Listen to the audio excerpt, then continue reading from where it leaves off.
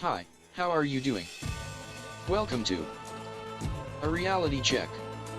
In this video, I will be explaining the basic thesis proposed by German philosopher Immanuel Kant. Transcendental Idealism, perhaps the central and most controversial thesis of the critique of pure reason, is that human beings experience only appearances, not things in themselves, and that space and time are only subjective forms of human intuition that would not subsist in themselves if one were to abstract from all subjective conditions of human intuition. Kant calls this thesis transcendental idealism. We have therefore wanted to say that all our intuition is nothing but the representation of appearance, that the things that we intuit are not in themselves what we intuit them to be, nor are their relations so constituted in themselves as they appear to us, and that if we remove our own subject or even only the subjective constitution of the senses in general, then all constitution, all relations of objects in space and time, indeed, space and time themselves would disappear, and as appearances they cannot exist in themselves, but only in us.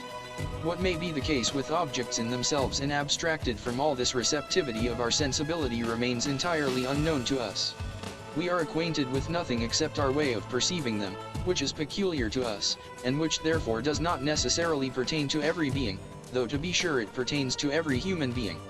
We are concerned solely with this. Space and time are its pure forms, sensation in general its matter. Transcendental idealism encompasses at least the following claims: in some sense, human beings experience only appearances, not things in themselves.